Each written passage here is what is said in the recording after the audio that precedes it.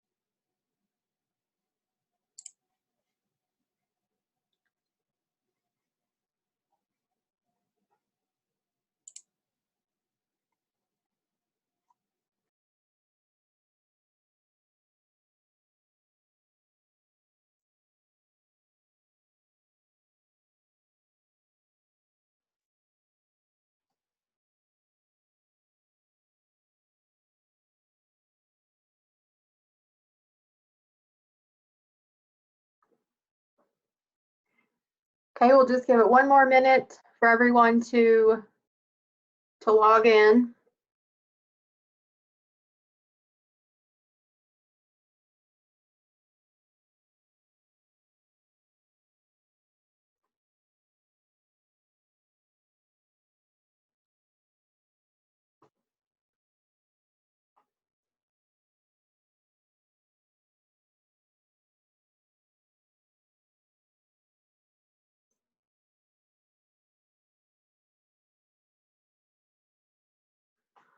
Okay, welcome everyone. Thank you so much for joining us today for the Farm to E-commerce webinar.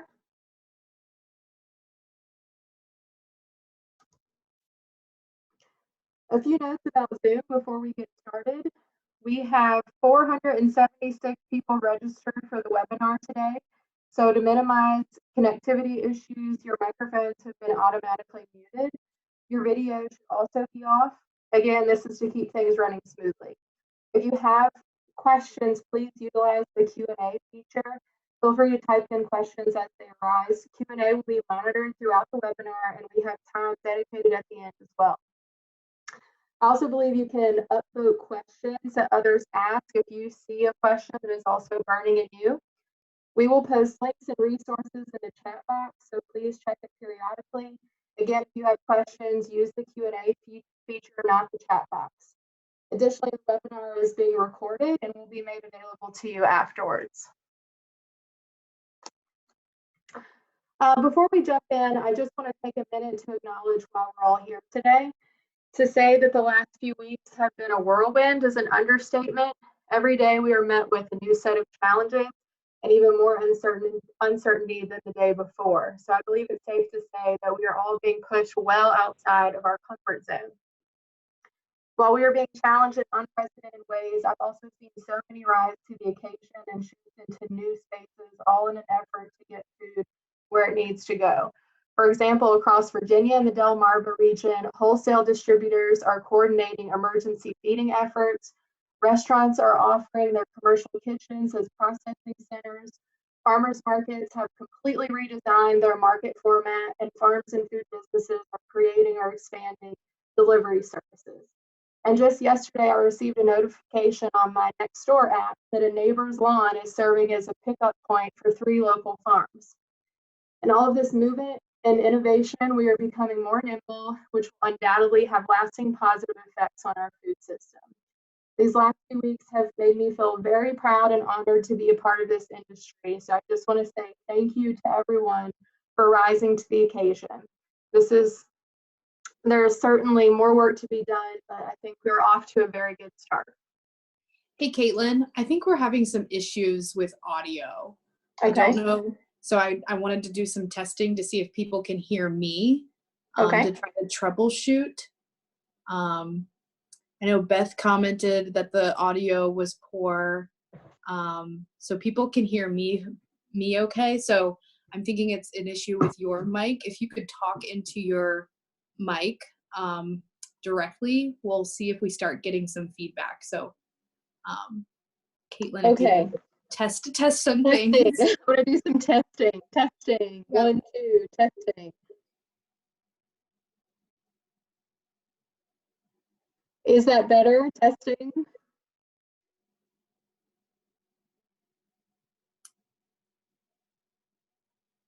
So Caitlin is just really introducing panelists. She's not going to be giving a whole lot of the content.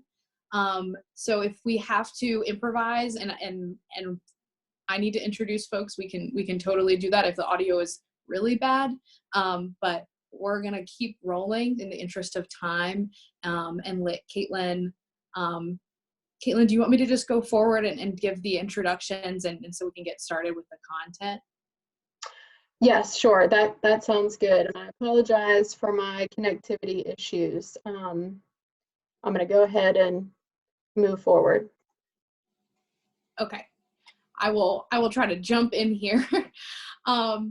So as Caitlin was saying, it's been a crazy couple of weeks for us, and this is something that we've seen a need for. So today, Virginia Cooperative Extension, Virginia Department of Agriculture have brought to you some really great content about what you need to consider when setting up e-commerce. And also we're going to have some different presenters that are currently doing it. They've been doing it for a while, or they might have just set it up recently, so you can learn from their experiences. We'd like to thank all of our presenters for taking the time to be here today. This webinar was put together very quickly, and they've all risen to the occasion to be able to share this information with you.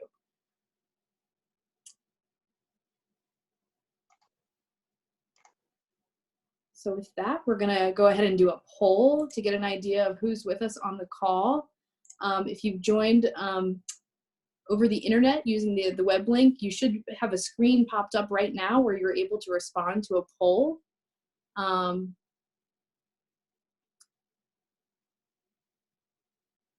So if you go ahead and you should be able to select all that apply.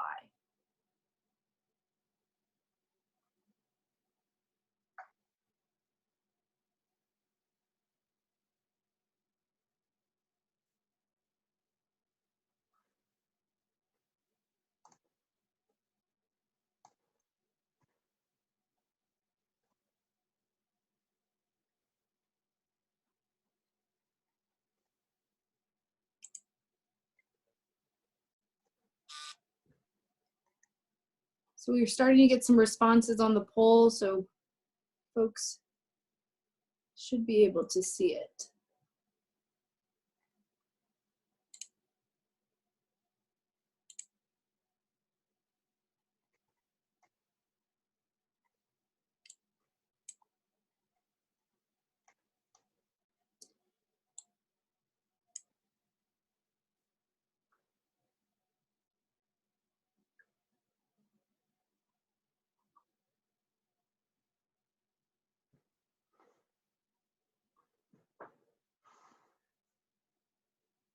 So we are starting to get some responses on the poll, so you should be able to see it. Maybe there might be some issues with a pop-up blocker.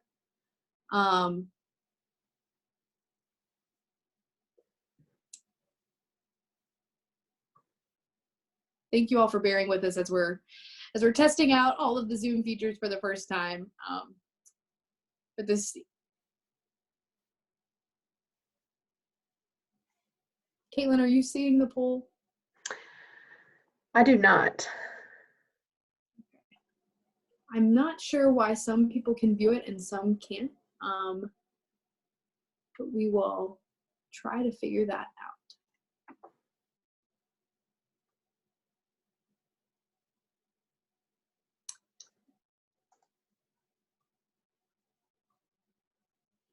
For anyone that is using the poll, because I'm seeing some people respond, can you comment in the chat box where that poll popped up, if it was in the chat or in the Q&A, or if it just popped up on your screen, for anyone that was able to answer.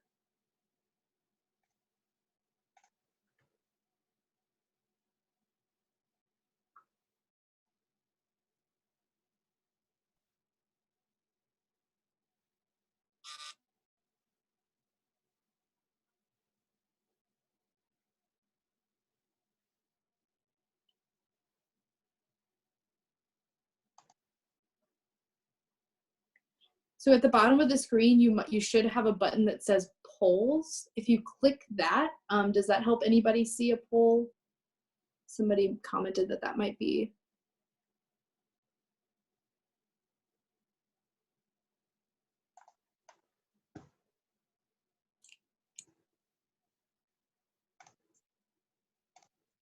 So I'm seeing that if you didn't download the app, that maybe you might not be able to answer.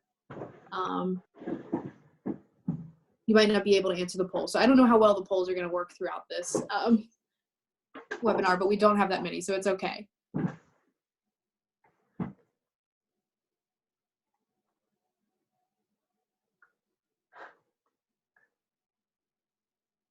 All right, well, we're gonna play around with that. So some suggestions for the next poll. Maybe if you are using a web browser, click around and maybe see some of the options at the bottom of the screen to see if there's a Q&A option, a polling option, and those others. And if if they don't work out through the rest of the presentation, it's okay. We'll try to capture that in the chat or in the Q&A. But I appreciate all of those who were able to answer. I'm going to go ahead and end the poll now, but it seems like we're getting a lot of participation from mostly farms and farmers markets. I'm going to try sharing the results to see if you all can see that. Do you see the results? Yes. Interesting. Okay. So you can see the results, but you can't see the polling. So we'll try to figure that out for the next polling question, but for now, we're going to move on to the rest of the agenda. So very quickly, we're going to, Dr. Kim Morgan is going to take us through some of the basics of e-commerce, what you need to know when you're setting that up. Then myself, I'm going to go through an introduction to Virginia Market Maker, and then we'll introduce the rest of our presenters who are going to give quick flash presentations about their experiences and what they've learned through their e-commerce ventures. And then we'll have some time for a moderated Q&A at the end.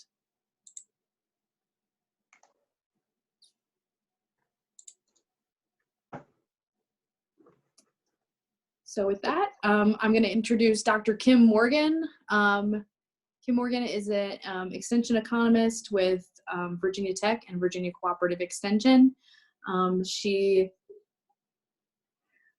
has experience managing the Market Ready program, and she's done several Market Ready webinars and workshops across the state for other direct marketing channels, such as restaurants, schools, and even some university work. And today she's with us to do a Market Ready Farm to E-commerce webinar. So Kim, if you're able to unmute yourself.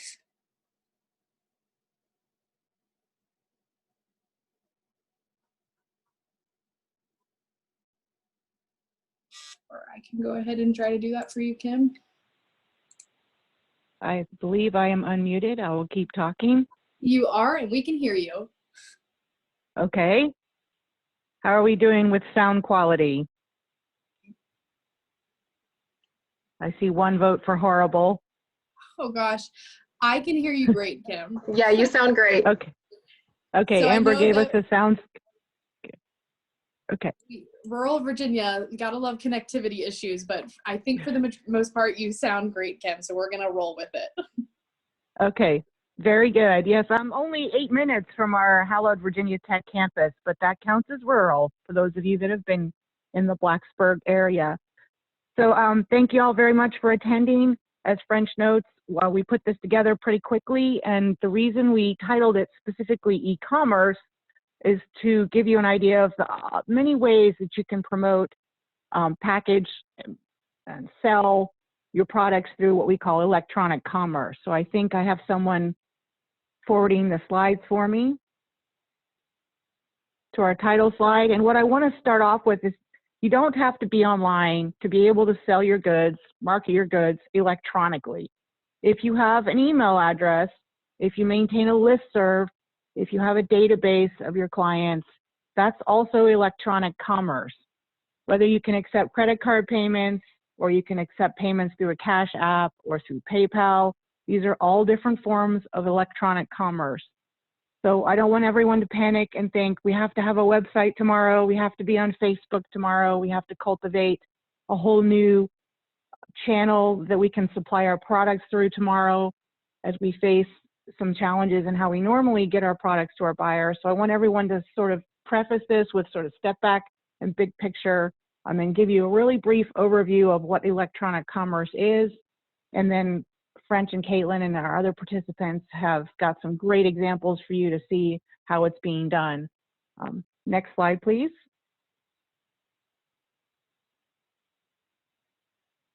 It's still about the 4 Ps of the marketing mix. Electronic commerce is just another supply channel. It's like choosing to sell through a restaurant instead of just your broker. It's like choosing to sell at a farmer's market instead of just an on-farm stand. This is just another way that you could get your products into the hands of your final buyers or your final end users. The 4 Ps of the marketing mix are still going to hold. It's about place. And as I mentioned, electronic commerce just gives you another place. It's not a physical market, but it's an electronic market. And that's going to be a combination of, or one or all, of the website you may have for your farm. It may be an email or an online database. These could be email lists that you maintain your clients. Say you have a CSA, you have an email list, you're corresponding with them throughout the course of your season and your planning. That's electronic commerce in action. Say you maintain just a Facebook site. If you have just a Facebook site and you advertise your farm business through the Facebook site, that's also a form of electronic commerce. That's also meeting one of the 4 Ps of the marketing mix. If you have your business listed on an online database such as the Virginia Market Maker portal, another way for you to access this new supply channel, this new place through the marketing mix.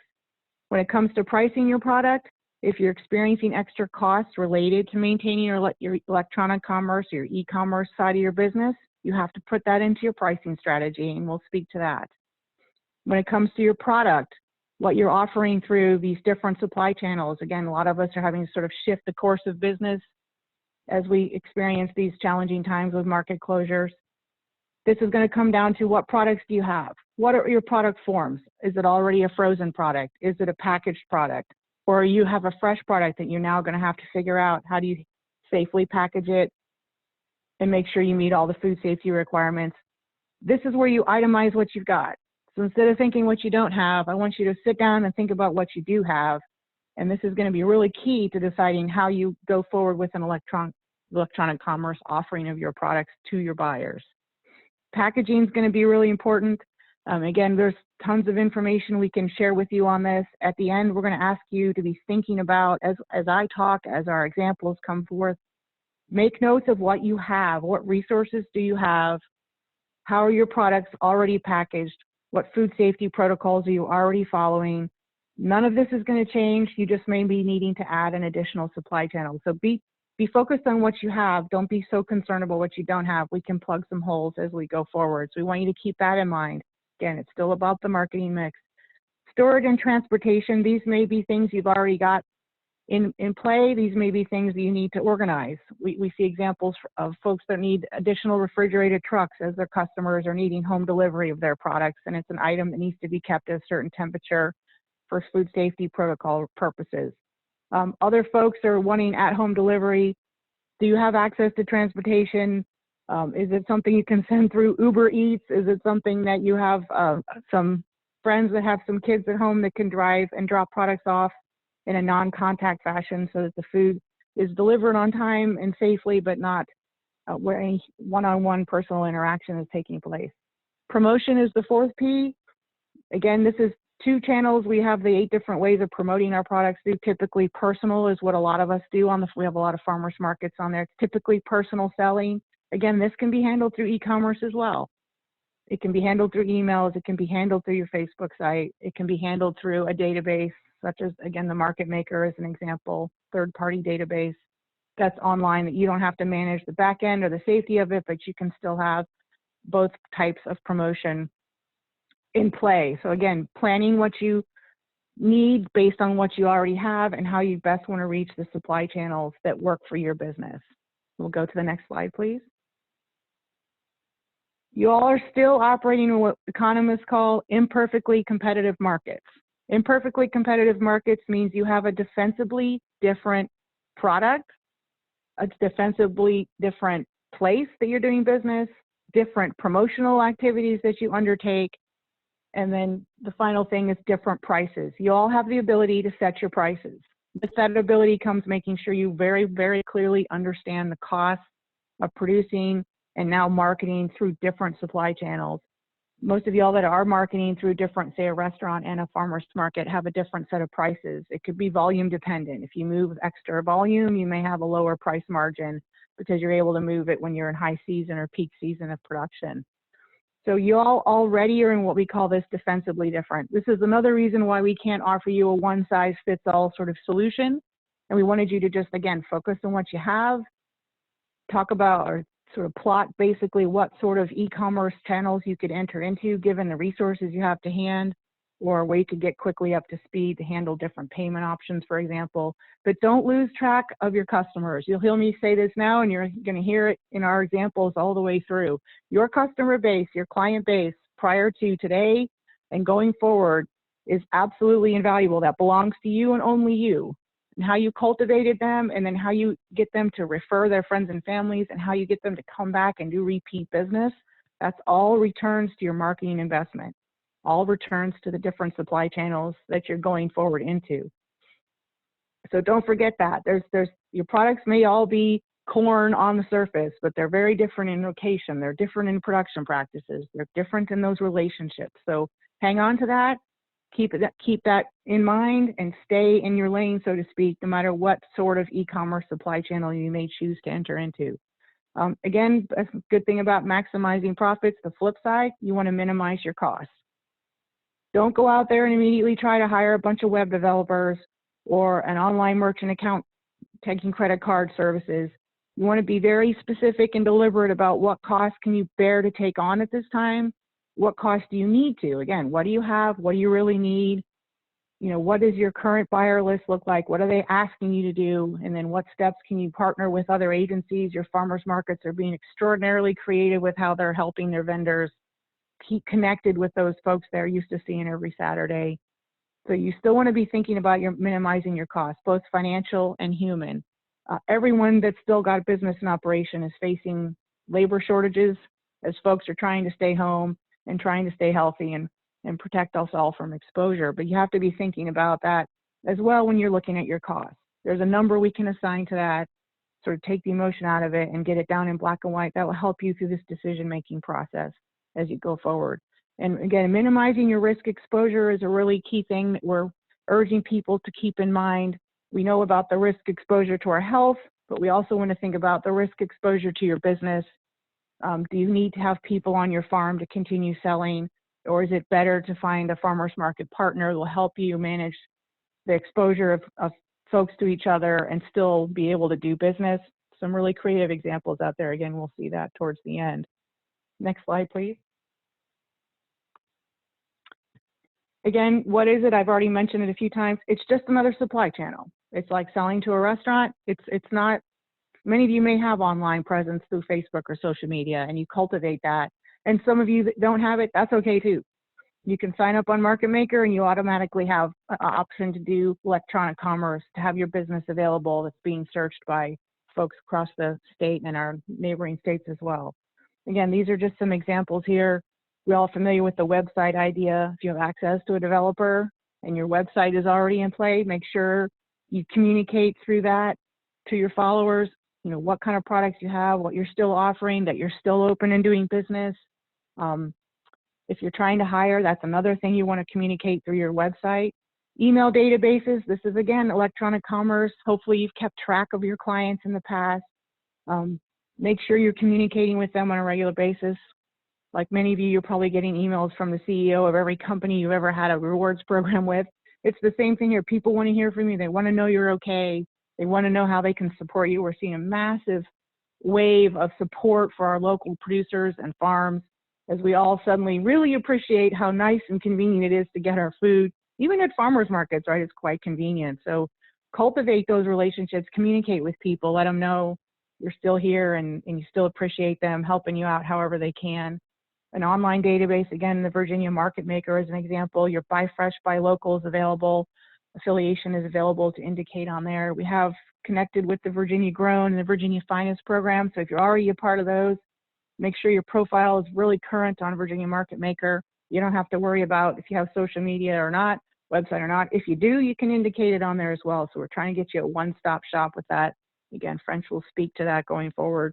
And then your social media presence, again, this is another place where sort of the business to business side where y'all are helping each other with some great ideas. Again, across the farmers markets, some really creative stuff that I'm seeing, especially helping with the payment aspect for folks sort of handling that at the market level and making sure we can still accept our SNAP and EBT programs to help people that are really good at food insecurity. I don't think any of us will be surprised to see that skyrocketing here as folks spend longer and longer away from their jobs. Next slide, please. Getting to the pricing structures, it's the same as we would say in any of our other previous conversations with y'all. It's based on your cost, your market, your customers. That's defensively different, and that's different for you than it is for your neighbor. It's cost-based pricing.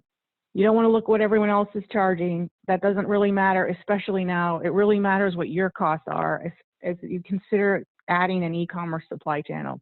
What's it going to cost you to do it? Can you do it reasonably without investing in added expenses to your bottom line or added expenses to your human labor costs as well? Adjust your margins to include any of these additional e-commerce costs. I think folks already understand we're paying a lot more for toilet paper than we did a month ago. I believe it was $1 a roll when I saw some on the shelf the other day. I don't know if any of us thought about toilet paper being $1 a roll a couple months ago, but I don't even think I priced it in my budget myself. But it's, people understand that as folks are trying to secure food, secure safe food supply, price may need to go up as we all adjust to these e-commerce markets. Again, communicate that with your regular customers and let them know we're having trouble getting folks to help us out. Volunteers aren't able to come to the farm because they're the mandated stay-at-home order. So those means our costs are going to have to go up, but that means you need to pass that along to consumers. And again, clarifying why you're doing that. Time, e-commerce takes time. If you don't have a social media presence, or if you do, it's more time. Even if you have a current set of customers, suddenly you're probably having a lot more questions and you need someone to be spending time on this specific channel as well. You may be getting a lot of calls from the press. We're, like y'all, we're kind of overwhelmed with, we're front and center finally of all the things that we all believe in, and in our day-to-day life, we actively take a role in. Now we have people that are jumping in. So, you know, be leery of that. Use it for promotional purposes. If you have an opportunity for a public relations event via a virtual interview with the press, let folks know that we're here, we're doing okay. This is our plan. We can still communicate. We can still serve y'all, meet y'all's needs for food. Again, know what resources you have available to you, and then leverage your existing networks. Again, some really creative ideas out there on both how your customers are interacting. A customer is turning into a volunteer, or a volunteer is turning into a buyer, or you're able to offer gift cards. So, you know, in future you have a commitment of someone coming to buy once the stay-at-home order has lifted. Or you can have a CSA, which is community supported ag offerings, you know, shifting your market more that way. People that may not have wanted to commit to purchasing a bundle that were delivered once a week at a safe location where there'd be no contact, to be able to make that pass off. That could be something people are much more interested in. We all love our market experience, but if the only way I can get it is through a weekly delivery point at the local library, then let's do that. But if you have those networks in hand, let's leverage those and move forward. Next slide, please.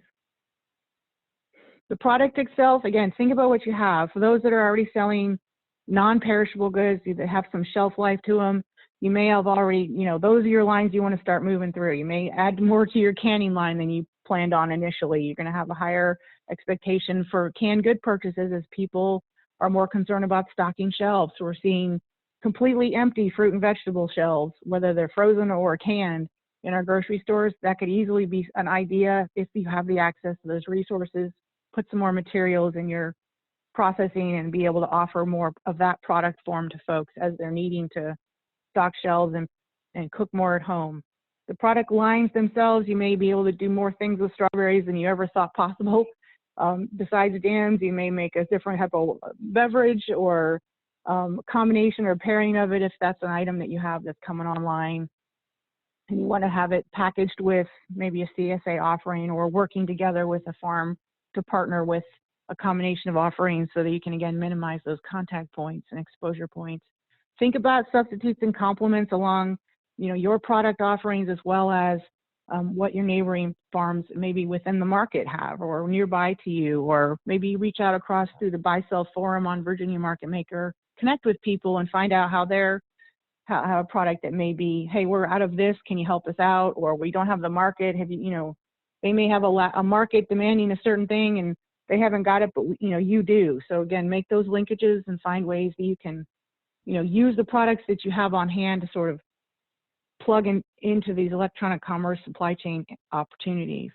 Think about your storage capacity, how much can you hold? Again, if it's a fresh product, we're a little more limited on that. And to consider any type of delivery option.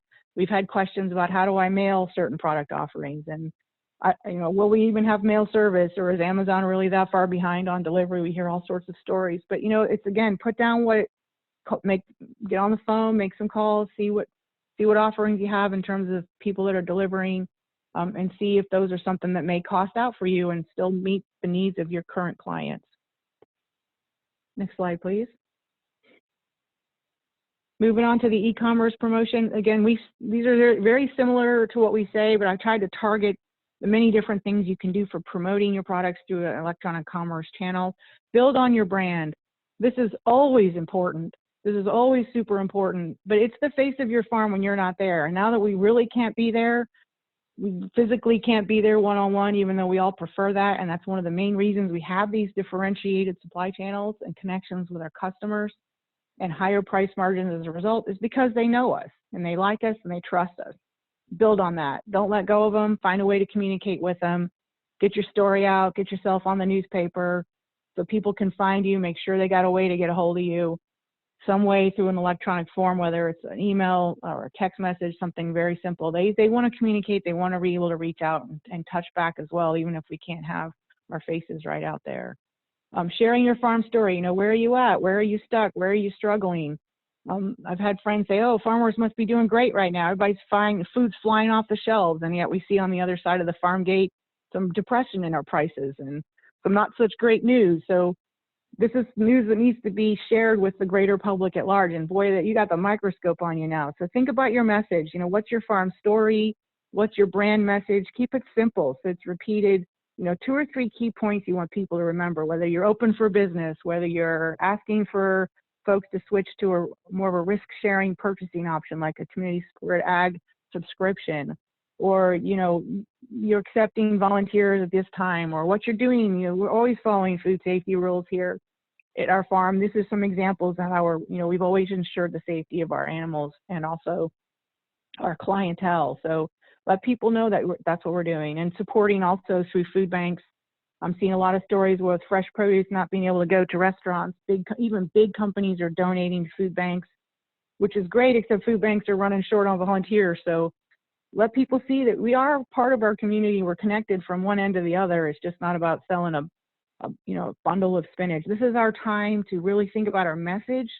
And again, 2 or 3 points unique to you and your farm story, and make sure you're able to share that through all the many requests you're probably getting.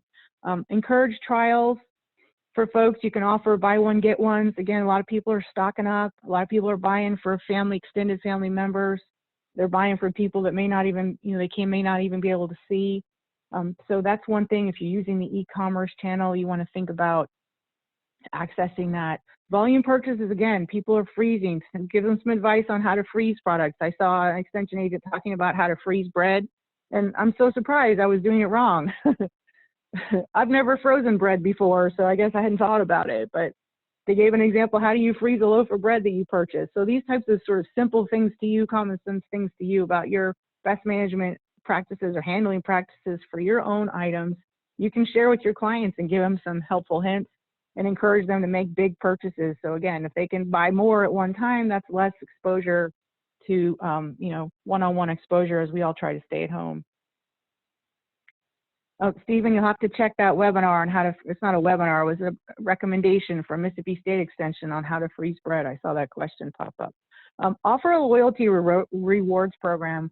This is something I think is really overlooked when we talk about promoting efforts, but the most important thing for you is a new client, and the second most important thing is getting that client to come back for a repeat purchase. You spend a lot of money getting the first person to make a buy from you, but getting that person to come back, that makes your marketing return become much higher over time, and even better if they can refer you to people. So potentially think about a loyalty rewards as you're thinking about those 2 or 3 key promotional messages that you're trying to get out at this time. So you definitely want to think about, you know, hey, if you give me some time now on the farm, you know, we'll give you an extra box at the end of the season, or we'll give you 2 boxes this week because our normal clients aren't able to be here because they weren't able to travel or what have you. Or some of us are, you know, got extended family staying with us as we try to make sure that they're cared for and not out overly exposed to public. So this is a chance to really think about specifically and deliberately what kind of loyalty rewards programs would work best for your clients. And we'll go to the next slide, please. Finally, a couple of things that, again, we're learning this on the fly. Check with your insurance carrier about coverage details. Whether it's the markets and the market managers, check with them, or they will need to check with their own insurance carrier. And then also with your own, if you're doing any on-farm sales or what have you, or if you're a vendor, you know, does your insurance cover you in the case of someone being exposed to the virus on your property, or that sort of claim? We all have coverage for maybe a slip and fall or that type of standard injury or illness maybe, but we're hearing some reports that insurance carriers are not covering it in the case of that type of a claim. So check with that. It's, again, just going through, doing your due diligence, not about panic. It's about tracking your costs, mitigating your risk exposure. Document your non-contact clean delivery procedures, where you sort of keep it not, it's either minimum distance apart or even better, where the touch points don't involve a face-to-face interaction. Document that.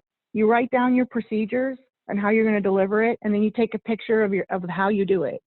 I have colleagues at the National Ag Law Library, and they all suggest, you know, we can't prevent against everything in an accidental illness or what have you, but we can certainly at least document in writing, these are our plans, this is how we're training our delivery people, this is how we follow a protocol as the owners, and this is a picture of how we did it. We brought it up to their home, we set it on their door, you know, we set it on their porch, we drove to the end of the driveway, and we texted them and let them know that the product was there and ready to be picked up. So you're documenting by picture and also written protocols that you're following. Again, very simple things to do. You're doing it in your head anyways. Make sure you write down that that's what you're doing if you're still doing that. Document storage arrangements, same thing. Take pictures, have a written plan for how you're going to move product. I've seen some farmers markets where they're having people just pre-package their offerings so it's one set price, so it avoids people coming through and trying to touch or put together a mixed bag or what have you. Documenting how you store your product in the refrigerator to get it to that point, how you package it as you move through these sort of different ways of selling things. Just document it. Take pictures, write down your process. It's worth a little bit of extra time. And then of course, we don't lose our food safety protocols and procedures. And I know my colleagues in food safety and food science will be doing some really good informational stuff about this to be more specific on how to handle all these different packaging and storage options. But just document that, the same as you did before. If you're already following good safety procedures, continue to document that. If you've had to add some trainings as you go, document that. Again, this is all part of the marketing.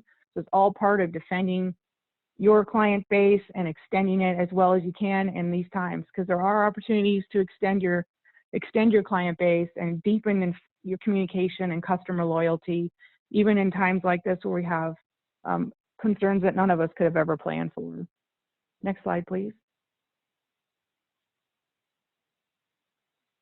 Pictures, pictures, pictures. They're worth 1,000 words. Whether you're promoting a beautiful arrangement of products, how you blended things together from a couple different farms to save people a trip to 2 or 3 farms.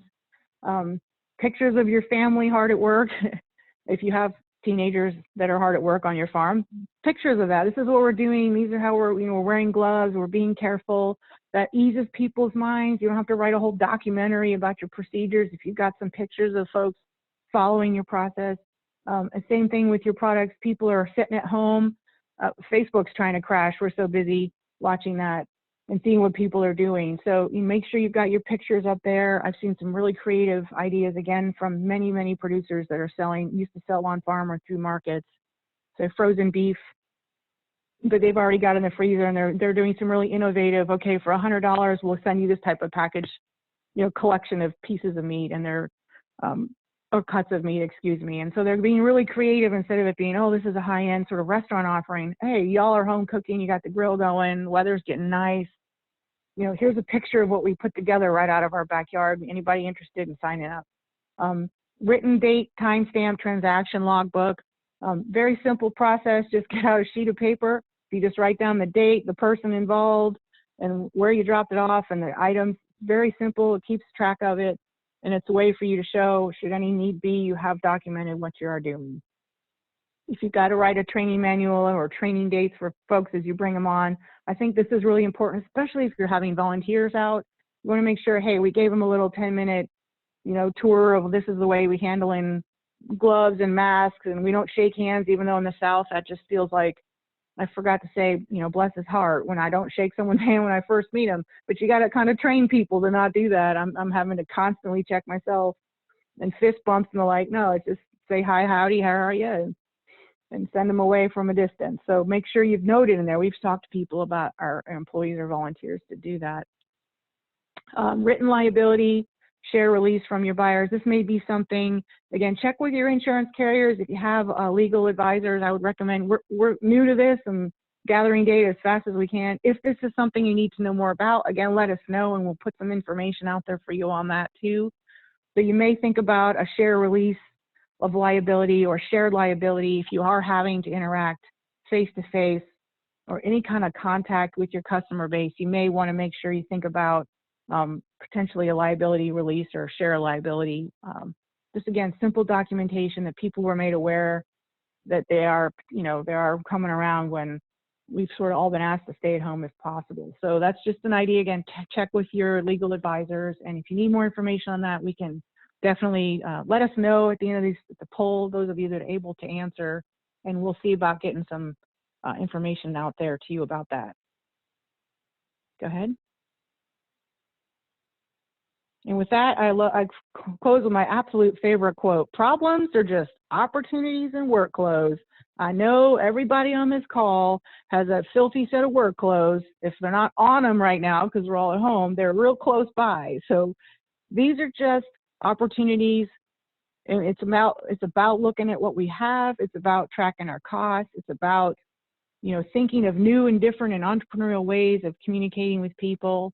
And with communicating with them and through an electronic avenue that may not be our typical geography of comfort zone or typical way of doing things. But it's, again, we've got a massive interest and demand in what we're doing in the ag business and what's going on behind the farm gate as people are really becoming aware of how blessed we are to just, roll up and get fresh food and meats and vegetables and canned goods and frozen goods any old time. So, with that, I thank you for your time. And again, share with us through the polls anything you could, more immediate needs as you go through putting together some of your responses to what we've talked about, and we'll get you some information.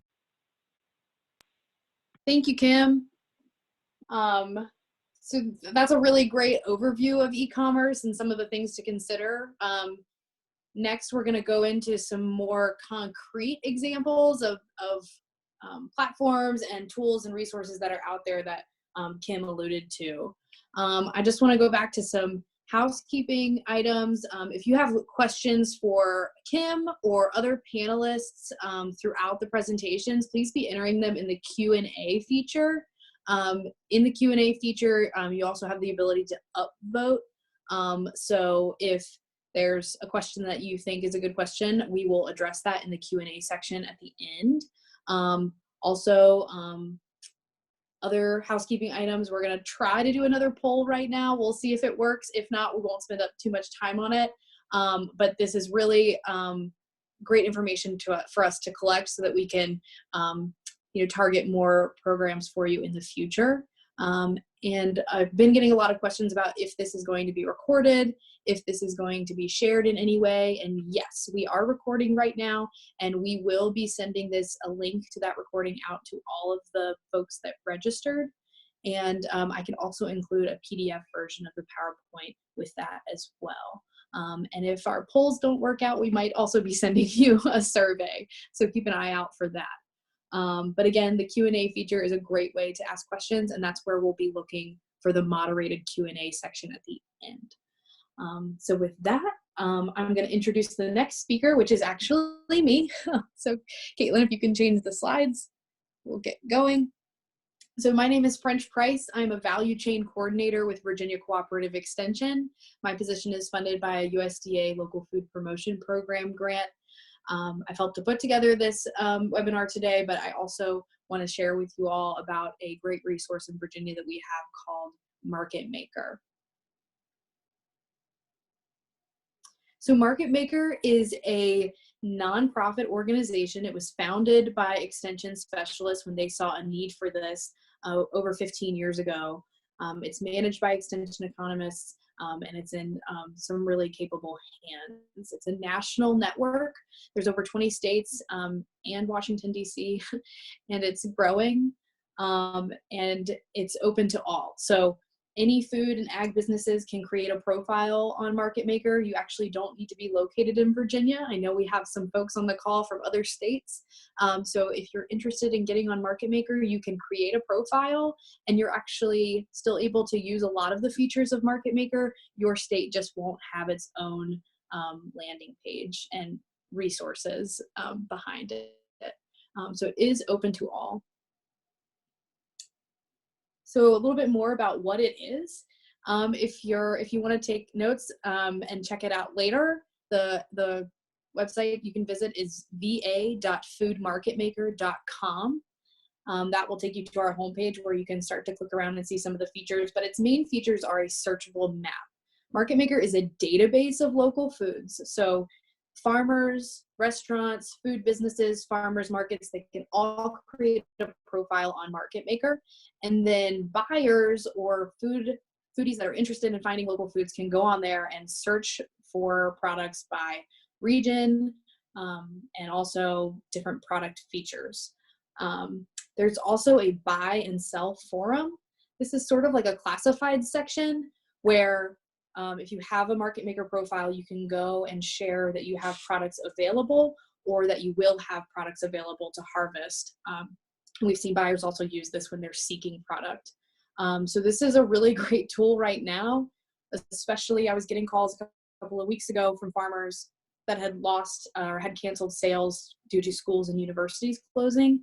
This is a great place to put that surplus product for if there's any U-pick operations, if you have strawberries coming in and you're worried about people being able to come pick strawberries, would be a good outlet to find a new market quickly. Market Maker is really well designed for wholesale markets, but we're doing a lot of things at the state level to be able to optimize this information and share it with more consumers. This is the online store. There's also a market research tool, but in the interest of time, I'm not going to focus on that today. But they've recently added an online store and made that available to anyone with a Market Maker profile. So with the online store, if you don't currently have a website and you really just want to get something set up, you can log into Market Maker, whether you create a new profile or you already have one. When you log in, it'll prompt you and it'll ask if you want to set up your inventory in your online store. And ask you your inventory, you'll set up an account, and Market Maker has partnered with a third-party company called Local Line to do this.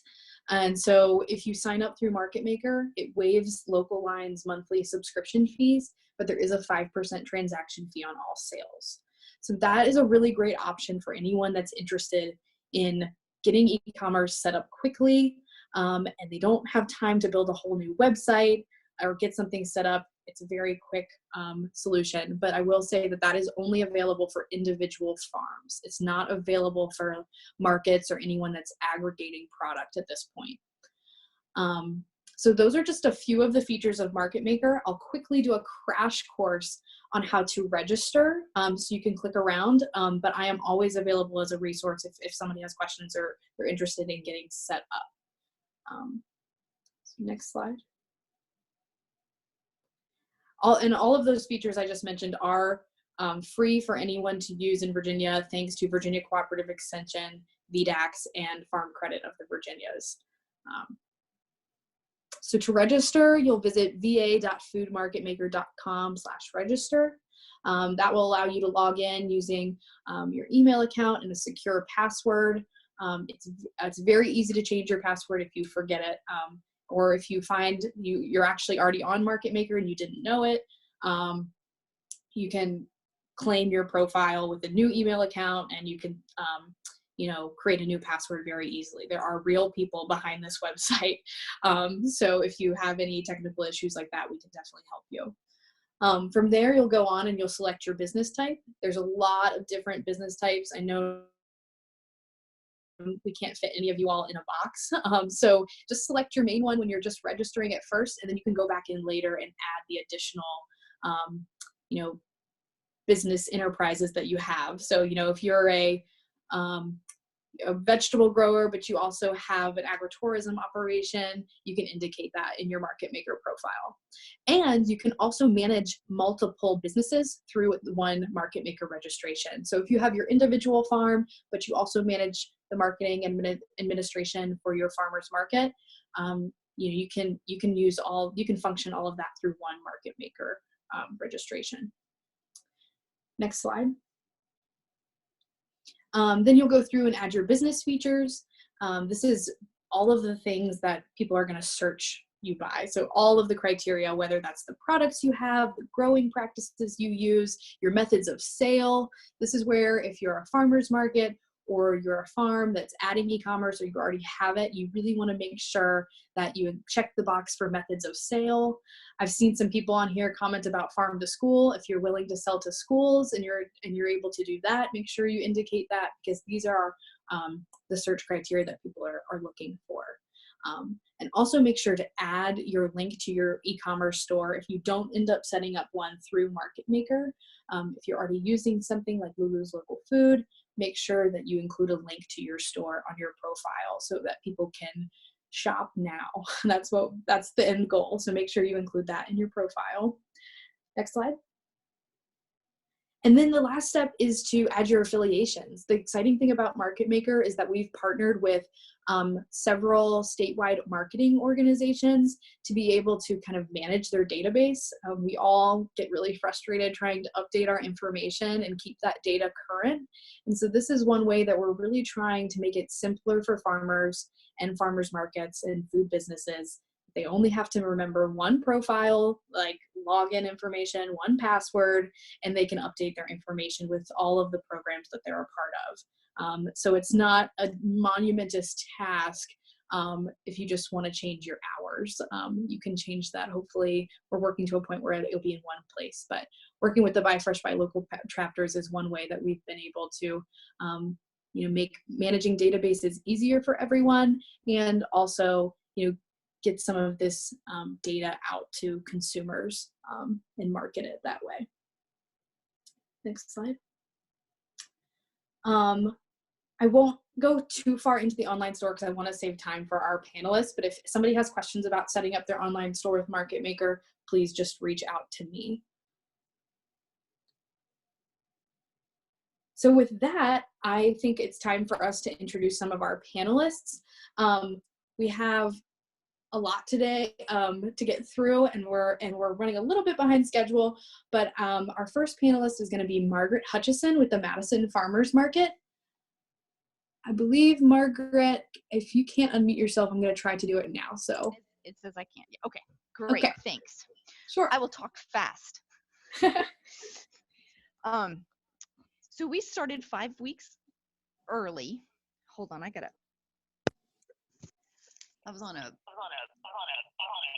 Oh, that is really weird. Sorry, Margaret, we're getting some feedback.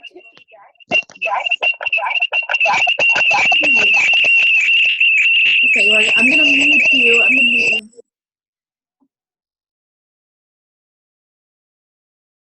That was me. Margaret, you're unmuted now, so try Okay. talking and see if we don't get as much feedback. Okay. All right, let me try. It was worse. Yeah. I'll turn this off.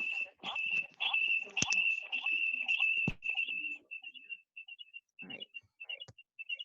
How do I turn off my speakerphone when I'm like this?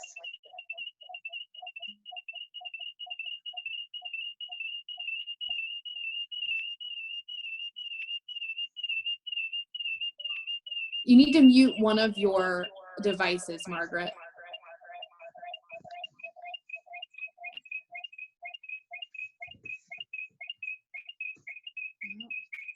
Are you having any luck? Because we can switch to the next panelist, and if you can try to mute one of your devices, then we can come back to you at the end. Does that work, Margaret?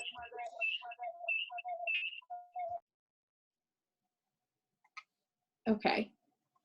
I am going to make an executive decision and say that we're having technical difficulties with Margaret, but we will switch to the next panelist. Caitlin, can you advance the slides?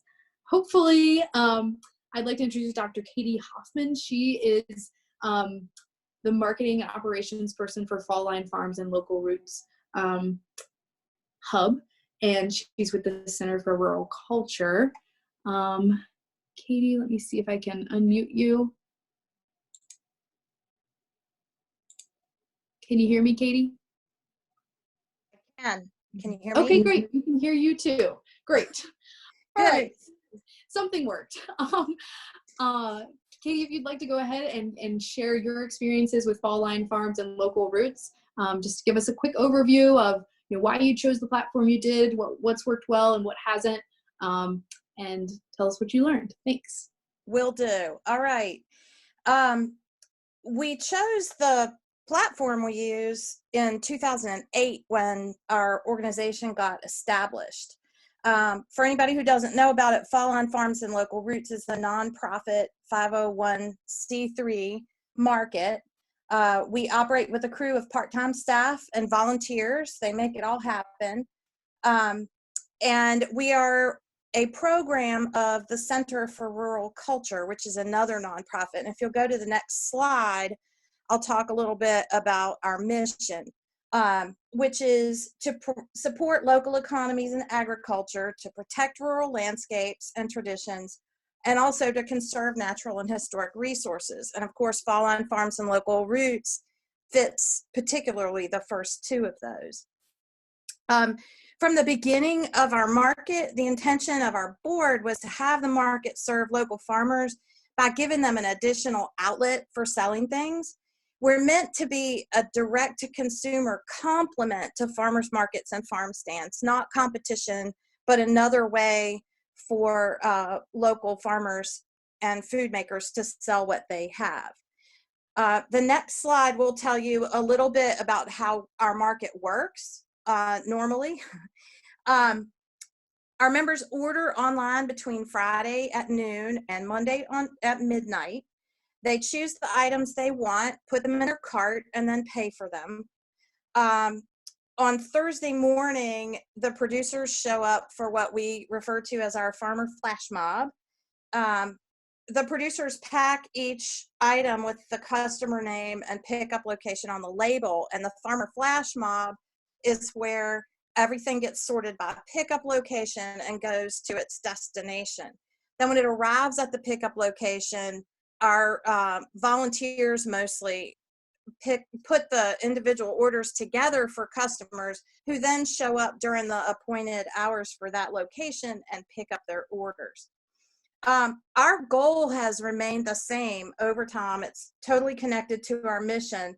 And these last few weeks have really underlined the importance of that mission, which is using our market to provide fresh, seasonal, local food to our members. And in doing that, offering our producers a really strong option for selling what they grow or raise or make. And that in turn, of course, supports our mission by preserving small farms and farmland. And if you can go to the next slide, we wanted to give a little takeaway for people who are switching from in-person to online selling. And one of our major challenges has been helping farmers switch from in-person sales to online sales and having them post appropriately on our buying pages. So that involves pictures and it involves written descriptions. Some clients buy from the pictures and some clients buy really from the written descriptions. So here are a couple of tips for people who are making that switch. First of all, you need to remember that Instagram pictures and buying page pictures are different animals or vegetables if you're a vegetable farmer. You might put a beautiful basket of succulent strawberries overflowing on your Instagram page to get people to click over to your website and order. But when they arrive on your website, you probably need to have the boring green paper pint of strawberries. You can try to make the picture look good, but the point is they really need to see what they're actually going to order. And that goes also for frozen meats and things like that. We often have our producers post those just directly in the package. The other thing that's really important is descriptions of what people are buying. And as Kim mentioned earlier, what each of our producers do is defensively different from another producer in terms of the varieties of things that they grow or the differences in production. And it's important to our members to know what they're buying. Our members care very much about that. So if you can go to the last slide, I'll share with you a little bit about some of the challenges we've had over the last 3 weeks and how we've tried to meet them. And just to give you a little background and history, during the first week, we saw about a 50% increase in sales. We were watching it just climb. We were able to cover that with the infrastructure that we had in place and get all the food sorted and delivered. We also just happened to be in the middle of our regularly scheduled spring membership drive, which is a 3 months free offer that we do pretty much every spring. But what we noticed was that people started taking us up on it in much larger numbers than usual. So week one was kind of, hey, wake up, something is really happening here. Week two was our week of lots of time on the phone retooling and trying to figure out how to meet this increasing demand. We realized that our sales were going to surpass the week before, partly because we had so many new members. And we also noticed that our normal members, our long-term members, were over ordering compared to what they usually ordered. We also realized that we were going to, there's not a slide missing. We also realized that we were going to need to marshal additional resources to meet demand, including maybe hiring some additional staff or renting some trucks or buying some coolers. What worked for us in terms of solutions is that we went to our board, they authorized some extra funding, and sales ended up rising so quickly that we had to stop offering the free memberships. Partly because we wanted to make sure that we could serve, and Kim mentioned this, you know, your long-term customers are really important, and we wanted to make sure that we served them, and also anybody we had signed up that far. So we paused it for a little while. And we also started hiring extra staff to be ready for week 3, and we tended to choose either people who had worked for us before and already knew our system, or laid off restaurant workers who were already used to working with food and considering food safety in their everyday jobs. The other thing I did based on our conversations as a staff was send out an email to our members reassuring them that there was plenty of food. I think this is a message that we need to get out to people, and that the spring growing season was cranking up, and that we reassured them that the slowdown on our end, you know, pausing the membership and cutting off our sales early that weekend were just measures to make sure that we could deliver everything that had already been ordered. And then we reassured them that we would be back the next week and we'd have increased capacity to handle more orders. And I have to say, our members responded beautifully. I've been so inspired by the way they've responded. The number of orders went up, the amounts being ordered went down, and at that point, everybody breathed a collective sigh of relief. Week 3, this past weekend, we saw another huge increase in both membership, and we did not suspend our paid memberships, only our free ones right now. But this time we were ready. Our deliveries happen tomorrow, and like the rest of you, we're now just kind of sitting back waiting to see what happens next.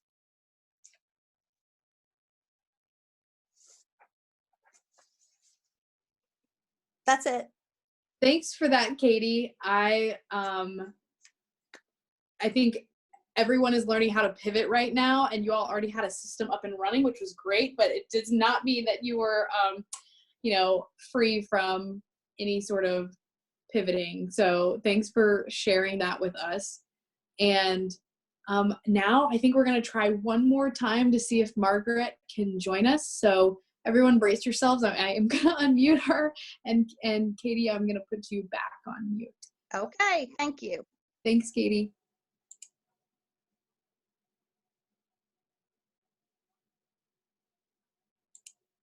Okay, Margaret, can you unmute myself? Okay, There, I can hear you okay.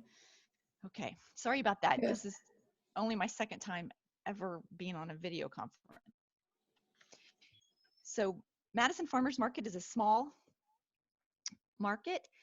We felt like the people's fears of not having enough food in the grocery store was catching, and we wanted to alleviate that.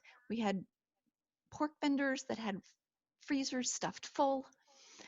So we opened 5 weeks early. We already had been on local line the year before.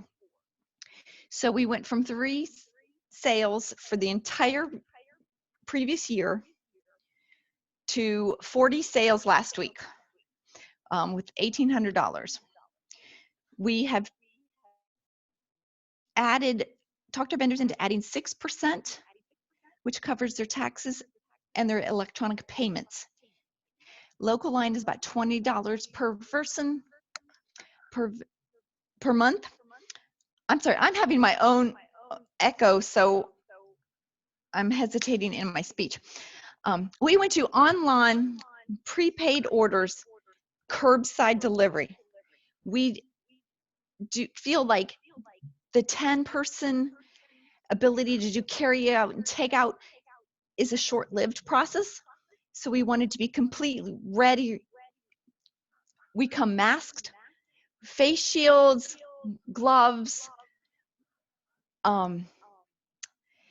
Yes, we've had pushback with technology. We've had to talk senior citizens on how to find the order online button at the top right-hand corner of the website. We have vendors that are very confused about curbside versus McDonald's drive-through. We may lose a couple vendors over that, but we are trying to do it with this least possible contamination as possible.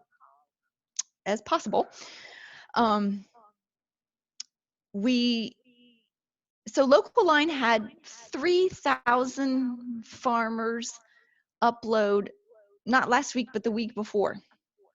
So their system had a little bit of slowdown. So I actually encourage people not to put pictures on, and they worked on their system, and it got faster. If anyone goes with Local Line, they need to watch the videos.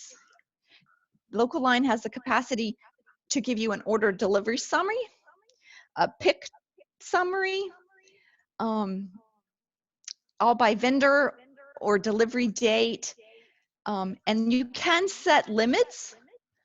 You can set both your stock limits, and you can, in your description, you can say, please do not order more than 2 unless you have a large family.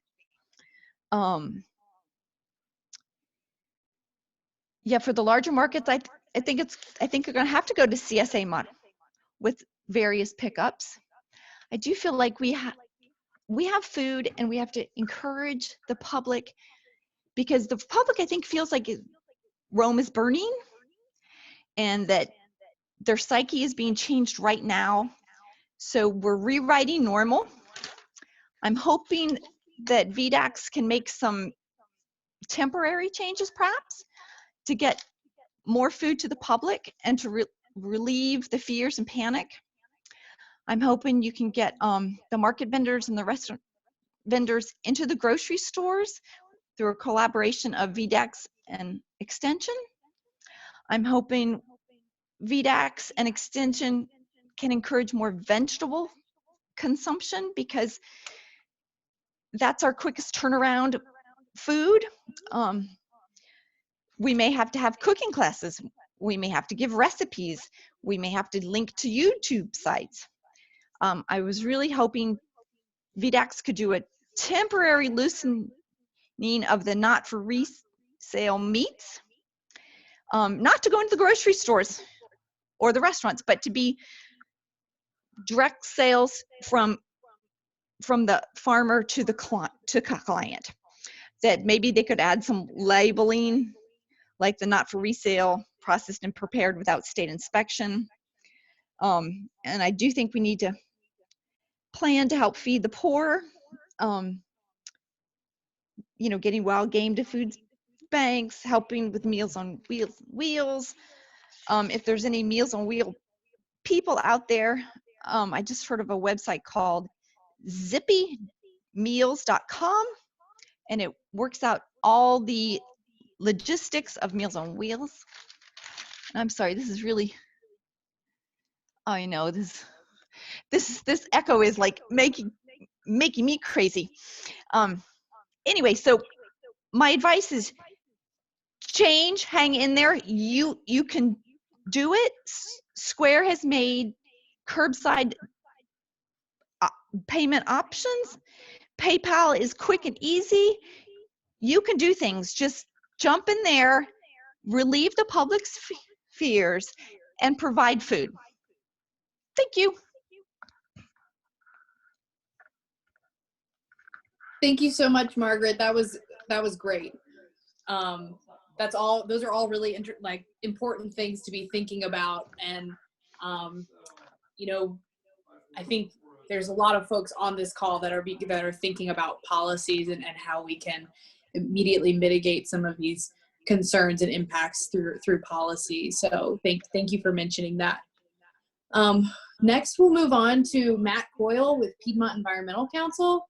Matt has some experience working with e-commerce and also with Buy Fresh, Buy Local and some production experience himself. So he was just going to give us a quick overview of things to consider and some pitfalls to avoid. So Matt, can you share your experiences with us?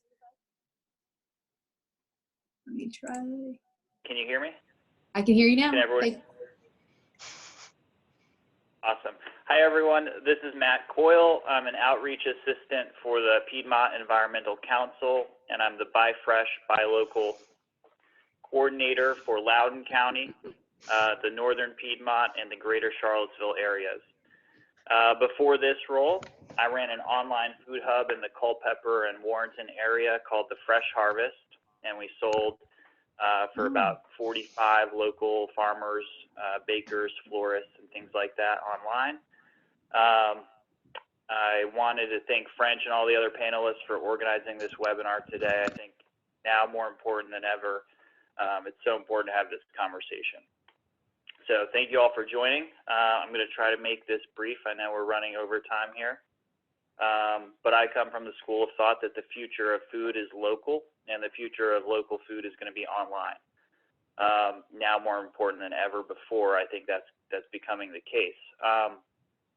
I just want to say that there are a lot of different online platforms out there. So please take a look at all of them before picking one.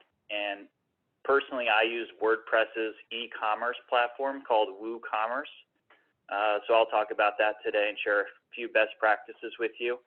I also hear some good things about Local Wine that's coming on board, and There's Harvey and Barn to Door and Local Food Marketplace, Food for All, Open Food Network. So there are a bunch out there. Just make sure you pick the one that's right for you is all I will say. WooCommerce is great because it works with WordPress. So if you're familiar with a WordPress website, they're very easy to use and easy to pick a theme, and can be really user-friendly and also aesthetically pleasing to your customer base. And I think having a website that's really easy to use for your customers is one of the most important features you can have on your e-commerce site. WooCommerce also allows you to have plugins or extensions, and you can add them and kind of customize your own site. For example, one plugin is that, you know, when customers go to check out and they usually buy something from you, it'll show their past favorite items below checkout and ask them, you know, are they sure they want to check out before adding more of these items that they usually buy. That's just one example, but it's super easy to add products, change prices, and update the look of your e-commerce site. It's very easy to use, and it really gives your site a modern, clean feel that can be changed very easily without rebuilding the website from the ground up. And so I recommend, if you have some experience with you know, using a computer and the internet, it's very easy to use. You don't have to rebuild a website or build it from the ground up. It's pretty much designing what you want your website to look like and letting WooCommerce do the rest of the work for you. It also allows you to set an order window for people to be able to purchase products during a designated time, and a cutoff time that will allow you to prepare those orders and get them to the customer. It even offers shipping prices to the customer depending on their zip code, and calculates the shipping cost. So if you enabled that feature, it would allow you to ship your products to a larger customer base. Basically, the things that I learned were the logistics are the hardest part, and the website is the easy part. So find a website that is easy to use, because most of your time, I think, will be focused on the logistics and when do people pick up their orders and where, or do you deliver, how long your order window will be open for, how long will it take for customers to get their order after checking out online and paying for it, how you will package it. Those are the biggest challenges that I found running a food hub. And then I also recommend just using your normal outlets. So if you use social media or an email or a weekly newsletter, keep doing that and send it out before your order window closes, so that your customers are reminded they have until midnight tonight to order, and then include some of the new products that you have for sale in the newsletter. That's about all I have. I'd be happy to take some questions later in the webinar.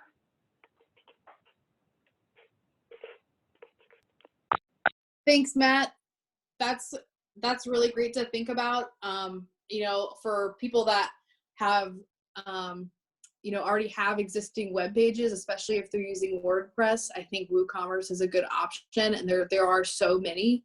Caitlin, and I know there was some discussion in the sidebar about like actual like platforms other than ones we've mentioned here today, and Caitlin and I have been looking through some of those. So we're going to send out a list of not necessarily our recommendations, because it's not comparing apples to apples. Everyone's starting at a different place. So WooCommerce is great for somebody that is familiar with, you know, web design, or familiar with some of the features of WordPress. But if you don't know WordPress, it's not going to be the option for you. So I appreciate those comments, Matt. And in the follow-up email that we send to participants, we'll try to send a list of the features and our observations that we've made about them, comparing price versus features, and things like that. So with that, we have one more panelist before we go to our question and answer, and that is Sam Lev with LEAP in Roanoke, and LEAP is Local Environmental Agriculture Project, and they have quickly set up an online marketplace, but they also have taken a lot of considerations for SNAP clientele and accepting SNAP benefits. So I know there's been a lot of questions about that, and Sam is going to answer these for us. So Sam, will you share what you've experienced? Let me try. I think you're unmuted Yes, now. yeah, I'm here. Happy to. Thanks, French. Yeah, so we got started up on Lulu's Local Food in a pretty short turnaround. So I want to always do a kudos to Molly and the Lulu's team for helping us get set up quickly. It was a priority of ours when we launched to make sure that SNAP and some of our other healthy food incentive customers could use this platform and continue to access the good food that they would get at our farmers markets through this this new system, as farmers markets are kind of going through this changing process on a regular basis, it feels like these days. You know, so starting off, we have a framework to work within, existing SNAP rules, policies, and restrictions. I know there were a couple of questions in the chat that I will try and answer to the best of my ability, knowing that I don't work for USDA FNS. There is not a mechanism for us here in Virginia to allow for online purchases using SNAP. There's a national pilot the USDA is doing in 5 states that does not currently include Virginia and is mostly focused on places like Walmart and Amazon. Hopefully, in the future, that will come down the pike for the rest of us. But as it currently stands, no SNAP purchases over the internet. And SNAP can't pay for anything besides SNAP eligible food. The reason this is relevant is some of these platforms offer maybe delivery for a fee, home delivery for a fee, or membership costs. SNAP can't pay for any of those. So that's kind of the framework that we're working within to try and build a system that allows SNAP shoppers to use this platform. Without getting too much into the detail of Lulu's, basically what we did to incorporate SNAP and our market incentives into Lulu's was use the existing system for store credits on the admin side. So me as the hub manager, the one who handles all the producer approvals and inventory approvals and stuff, also has the power to offer store credit to customers. So what we requested was any customer who is a SNAP shopper or another one of our healthy food incentive shoppers, contact me as the administrator, and I will give them a store credit that matches our general spending cap and match cap for, not spending cap, but matching cap for most customers using SNAP. Here at our markets, that's $30 that will match every market. So I give them a $60 credit. They basically shop and place their order on the Lulu's platform for free. Some communication ahead of time to ensure that if they are using our matching incentives, that they have an eligible order, which is more than 50% fruits and vegetables. I can get into a little bit more of that too, but they place their eligible order. And when they come to pick up, then that's when they're responsible for paying 50% of the cost. And then we cover 50% using our existing Virginia Fresh Match nutrition incentives. If you haven't been, if you are a Virginia Fresh Match market or interested in incentives, we're having weekly calls these days on Wednesdays at 11 a.m. and we can give you more information about that. I would say jump on and talk about how you can involve your market. We've lifted the cap generally on our market incentive limits, just so if people do want to stock up, they're welcome to. And for example, come every other week or every couple of weeks instead of once a week. And we just finished our first shopping cycle yesterday. So the order window opened and closed. We brought on, I think 8 to 10 SNAP and incentive shoppers onto the platform, which the sales this past week represented about 10 to 15%. SNAP sales represented about 10 to 15% of our market sales, which is in line generally with our market. So we were really happy to see some people actually get up and running on it. And so just a couple of quick lessons learned, again, specific to our use of the Lulu's platform. It's a high touch point for the manager. So I have to have a conversation over email or phone with each customer who wants to utilize our SNAP program via Lulu's. And then every week as well, I have to refresh that store credit, making sure they have enough to shop for the product they want. Let's see. And then, you know, the other thing is there's a bit of risk on our end as the manager of this program. So the beauty of these platforms is that you have, you know, the hub has cash in hand as the orders are coming in. So there's some safety in that because the product's already been paid for. So we're kind of giving up that safety for allowing a Snap Shopper to come and pay on pickup instead of pay up front. But that's just the risk we decided to take. And we had 100% pickup rate this past week. So I think that's not a problem we're going to address until it becomes a problem. But again, it is a risk, it is a liability financially for you, you know, allowing those farmers to pack that food and drop it off, expecting those orders to come in and those funding sources to come in. You know, the awkwardness of still accepting payment. I know everyone is well aware of the best practices in terms of that customer, you know, that one-to-one interaction, and trying to do our best to limit touch points with customers. And so we're still kind of trying to work through what the best way to do that is in terms of those Snap Shoppers who do have to pay on site. But you know, we're using all the best practices, cleaning off our machine after every use and things like that. So a lot of lessons learned, but I will say the system did work, and we have some happy shoppers that did use Snap and did use our market incentives.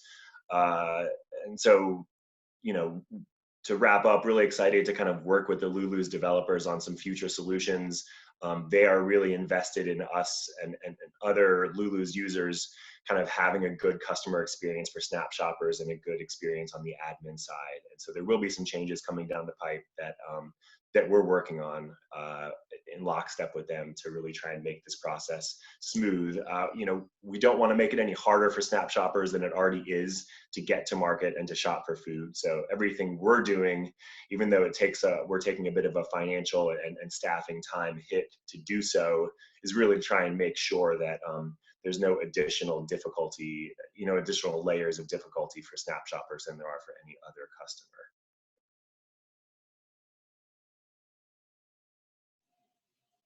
Thank you, Sam. That is such great information.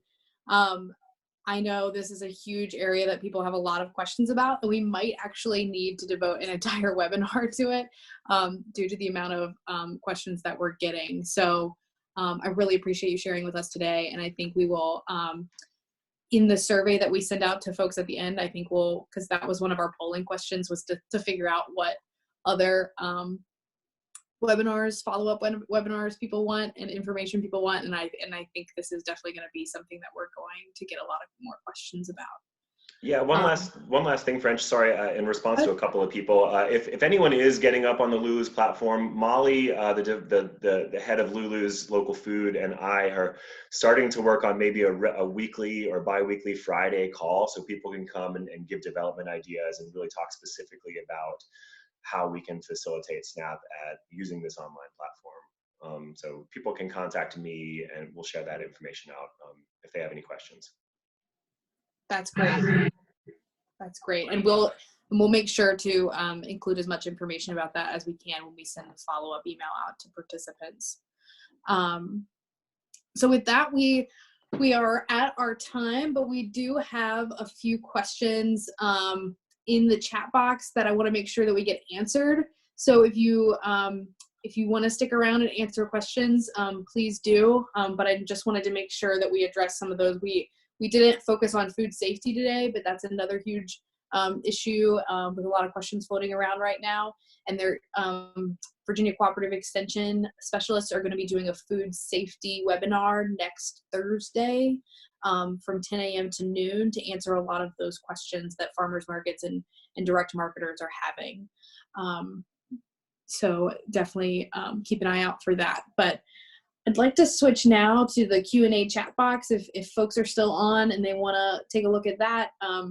Our highest voted question was from Dawn Story about selling online via e-commerce and how does that change our status with FDA regulations, because there are some hangups and hiccups with the policies, but someone who wasn't a panelist today, but she is definitely the expert, is lucky enough that she is on the call. So I'm gonna let Joelle Eifert with Virginia Tech's Food Innovations Program answer that question. So Joelle, can you speak to that question? I certainly can. Can you hear me okay, guys? Yep, we can hear you great. Awesome. Hi, I'm Joelle Eifert, and I am the director of the Food Innovations Program here in the Department of Food Science and Technology, as well as I am an extension specialist. And Dawn, you asked this question. So basically, if you are, Virginia Department of Agriculture allows 2 ways for packaged processed food to be sold: as an inspected facility and under the inspection exemption. If you are already inspected and you are considered an inspected food producer, this should not change. Interstate commerce should not change at all for you. You can, it allows you to cross state borders. It allows you to sell online freely. So that should not change. However, if you are on, if you're using the inspection exemption, which some folks will call the cottage food regulations, or we do have, and I can post those or give those, maybe French also does have them. That exemption allows you to sell certain foods. There is definitely some specific labeling requirements that a lot of farmers markets folks are already aware of, that state that your products are produced in an uninspected facility. And it does restrict certain, has certain monetary restrictions for certain products. The one thing that is also that is restricted is interstate commerce, and that's crossing state lines. Under the exemption, these certain products have to be produced, sold directly to the consumer within the state of Virginia, and that's why this exemption is being allowed. So that is one of the reasons why online commerce has been, or online sales have been, you've heard that online sales are restricted, because online does make it is construed that you are likely to have interstate marketability for online sales. But there are ways to get around that. So creative solutions that I know a lot of you have already mentioned today, or you can take orders online, but you must deliver local or meet a consumer in a local common space, for instance. So it is definitely something that you can do for certain products if you stay and you don't show a propensity for interstate commerce. And again, one of the things about this is that it does only allow certain foods to be sold that way. And there is a specific list that Virginia Department of Agriculture has listed, and we can definitely post that somewhere for you.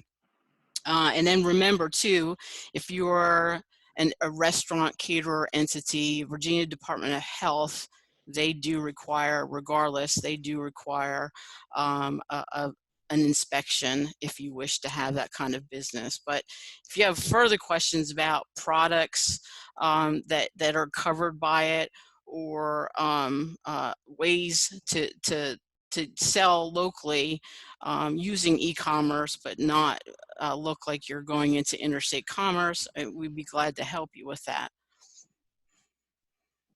Great. I think that's a very good answer for that question, Joelle. But if you have more questions about food safety, especially the interpretation of VDACS and FDA's policies, definitely tune into that webinar next week. And info has been posted out in the chat box, and we'll also make sure to send that out in our follow-up to participants. So do we have any more questions that are coming in? So I know we've gotten some questions about the liability waiver language, and I do not feel comfortable providing legal advice on the fly. So I will defer that question, but if you have, if you want to follow up, I'll try to follow up after the webinar is over with better resources for that. We've also gotten some questions about how to accept SNAP. That is, if you Google Virginia Fresh Match, that has information about one, setting up SNAP, and then also how to set up a SNAP matching fund for your market to be able to provide double the dollars for fresh produce. So I think with all of those questions, it's looking like we might also need to be doing a webinar about SNAP and EBT benefits in the Virginia Fresh Match program. So I think we'll touch base with Leap and Lulu's Local Food and others that are working on that project to get that information to you all. And if we hear anything, we will send it out to participants. But Sam might have more to comment about that. Sure. Yeah, like I said, we're having weekly calls, and I can we'll make sure this gets sent out or put it in the chat too. But Virginia Fresh Match is hosting weekly calls right now on Leap's Uber conference line. The phone number is 540-613-1035.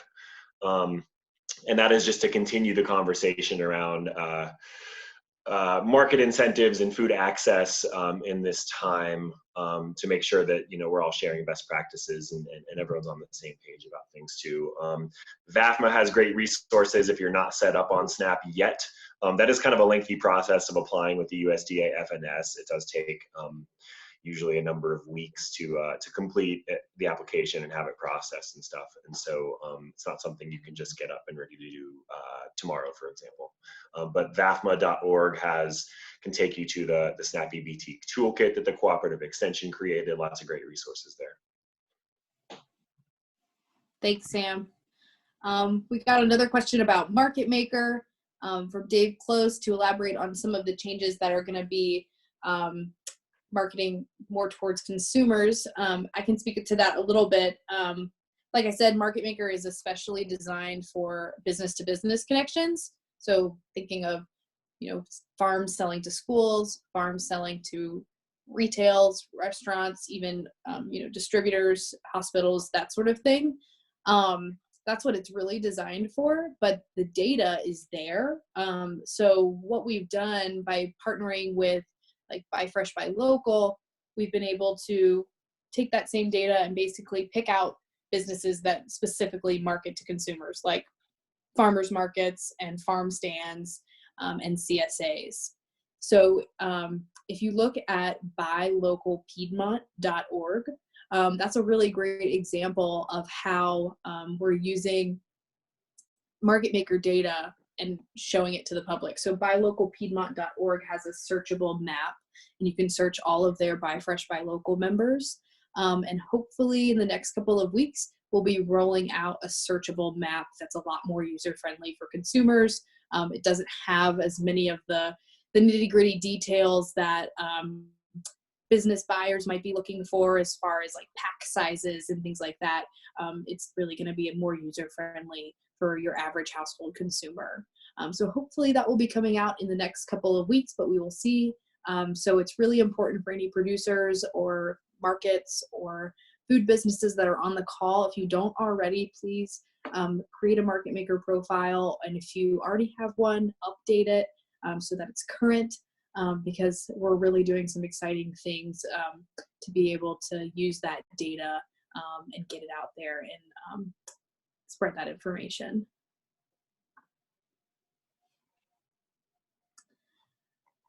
So any last questions? Caitlin, do you see any of these questions on here that? Yeah, so I'm actually seeing one about logistics that I'm wondering if Kim could address if she's still on. The question is, how do you figure out the logistics of delivering to customers' home, added cost to customers, limited mileage radius, how to pack the van efficiently? So Kim, if you could speak to any part of that question, I think that would be helpful. But I But I also think we may need another webinar just on logistics, because I think a lot of people have those questions as well. Hi, Caitlin. Are y'all able to hear me? Yes. Yep. Okay, great. That's a great question. And outside of grabbing your local US or UPS guy when he shows up in your road and asking him how to do it, and that might work, you know, if he stays far enough away. But that's a great question. Again, start with take a napkin and plot it out. Do you have people? Do you have a car? How much stuff are you normally moving? How much are you thinking about moving, i.e. what your customers are telling you that they want you to move? And then that radius, again, is going to be specific to how many cars you've got, how many hours you've got, how many people you've got that can get to the customers in your area. So it sounds really complicated because none of us are Amazon, right? And they're even struggling. So, but it's really not. You start with your costs, you start with your resources, jot them down, you know, get your compass out, or you might have to order that on Amazon. Actually, they don't sell those in Walmart anymore, as an aside. But, you know, plot out, you know, how far you can go with the gas in the car that you have, and go from there. And do you have a request for it? Again, only think about it if your customers are asking you for it. But I definitely think with CSAs, they are going to have some experience in this area. The other thought is, you know, finding a local spot where you could possibly take all your things so that you don't have to, as the producer, you don't have to drive everywhere, but perhaps you could bring it, like I said, I saw one example where they're bringing it to a library as a drop-off point. So one person's bringing multiple orders, and then they're having the buyers come up in an orderly fashion, and they're just putting it right into the trunks of the car. There's no touching. The payments are handled some other way. So there's no hands handling the food, credit cards or cash and that sort of thing. The other thing I wanted to say, one other thing about logistics. Oh, packing the car, follow your food safety protocol. That's going to dictate how you need to pack your car. And besides that, don't break anything. But yes, another webinar. We get some more information for y'all. It's a great question. Yeah, and some of those apps, if you are interested in taking on delivery, some of the platforms out there are specifically designed for delivery. Like I know Barn to Door, it's one of the more expensive ones, but it's really built to help you through some of those logistics. You know, it helps you can add cost to customers per mile. You can add, like I heard somebody today on another Virginia business that uses Barn to Door, they have a $10 delivery fee per house.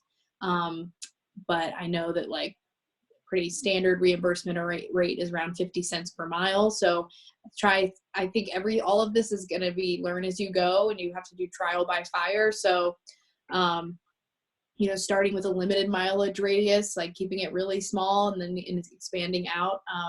But definitely starting small is key. And as far as packing the van, I echo Kim's comments about food safety. And also if you're doing any sort of aggregation, making sure that organic produce never goes under conventional produce. That's a best practice of retail, making sure that conventional produce is always on the bottom. If you were ever a grocery bagger, heaviest stuff on the bottom as well. And then after that, it's just adult Tetris, I think. But as far as platforms that are out there, I don't know how many tell you how to pack the van, but they will definitely help you with your routes and things like that. I saw another question about Lulu's local food versus Square. And I think the difference with Lulu's local food versus Square, an advantage of Lulu's, for one, is that there's a real local Virginian person that is behind it, able to answer your questions and provide technical support and meet with you in person or over the phone if you need to. So I think that's a huge value of Lulu's compared to Square. And also it's been designed, Lulu's is designed for food and agriculture, and it's designed for people that are working with volunteers and you know, working with their local communities to set something up.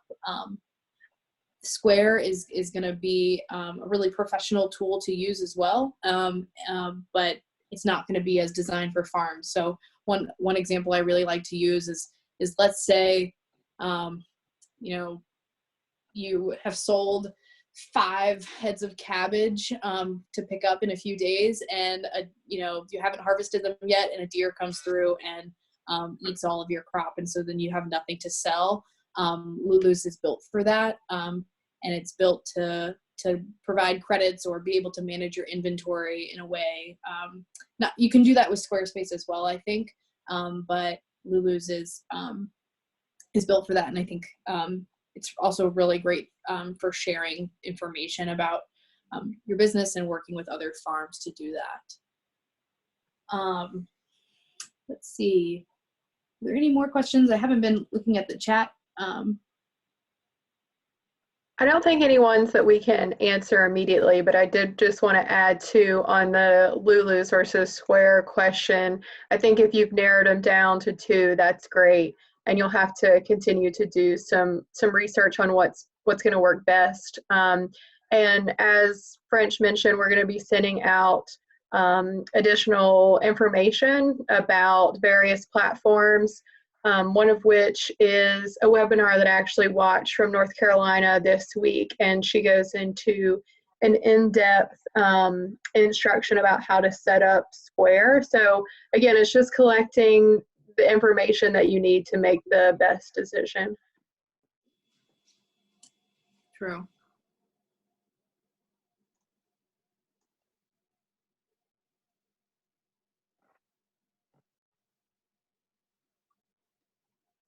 So with that, I think that's we'll try to record all of the chat information and the questions that we've gotten through Q&A and answer any that we didn't get to. But please be on the lookout for a follow-up email in the next couple of days with some of the resources that we've alluded to, future webinars, past recordings. We'll have a link to this recording and also a PDF of the PowerPoint. And also, most importantly, is we're going to include a survey for the polling questions that we didn't get to ask. And that will really help us guide future resources and information for you all. So please be on the lookout for that, and follow up with us if you have any questions. But I'd like to thank all of the panelists for their time and all of our attendees for listening in, bearing with our technical difficulties, and asking really great questions. So. Yes, thank you so much.